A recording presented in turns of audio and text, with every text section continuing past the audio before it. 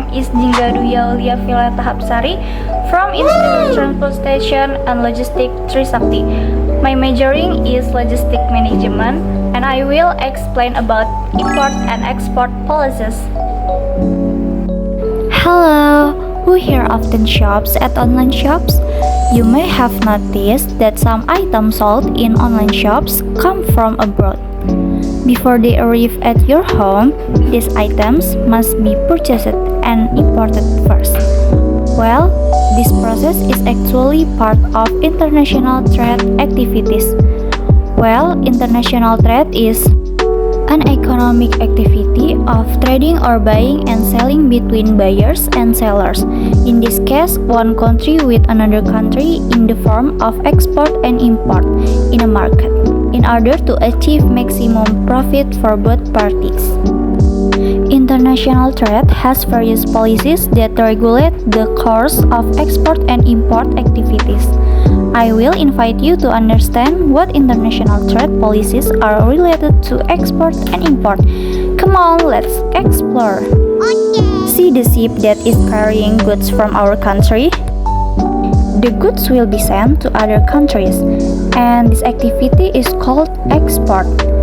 Did you know that export activities have special policy? This policy actually aims to protect domestic production, not just to seek profit. Interesting, right?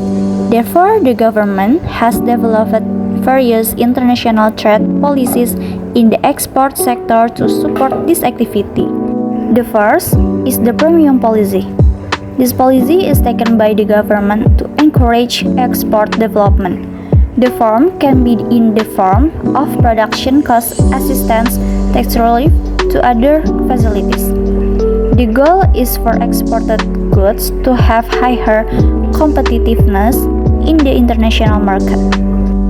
On the other hand, the government implements a free trade policy, namely providing freedom in export and import activities.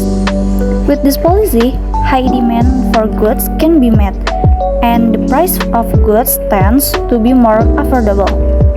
This supports the smoothness of trade between countries while providing economic benefits for consumers. The last one is the export ban. As the name implies, this policy is implemented to prohibit the export of certain goods abroad. Usually, this ban is implemented to protect the availability of goods domestically, maintain natural resources, or other strategic reasons.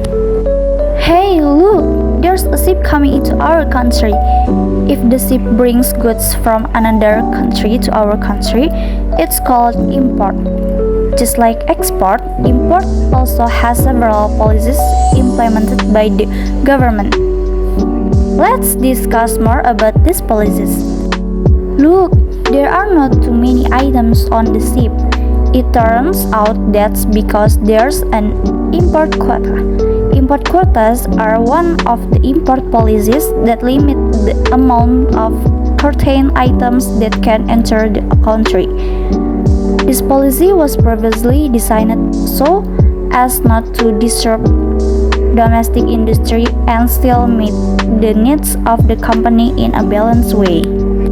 However, if a country is implementing free trade, quota policies can no longer be used. This is because quotas can hinder the smooth running of the international trade process, which is contrary to the principle of free trade, which prioritizes freedom in export and imports without limitation on quantity. Next, there is a tariff policy, which is the application of high tariffs or taxes for imports of certain goods. This policy aims to protect domestic products by making imported goods more expensive. That way, domestically produced goods are expected to increase their competitiveness in the local market. Have you ever shopped for imported goods, but the price is much cheaper than local goods? It's strange, right? It feels like imported goods are more affordable. Surely, you are more interested in buying imported goods, right?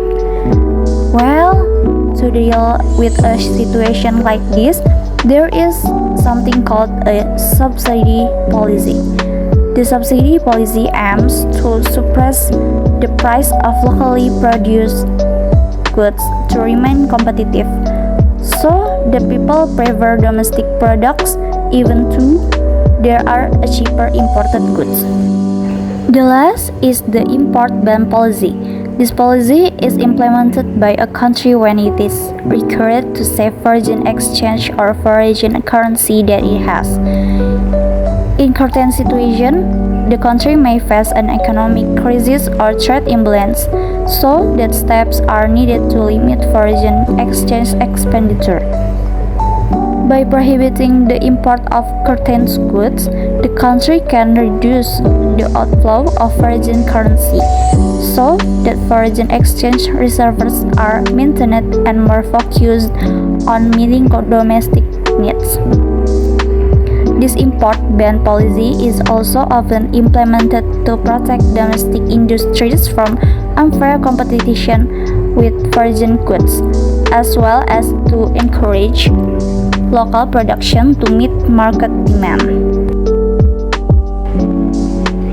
Thank you for watching, and I hope you get benefit from the video, and thank you.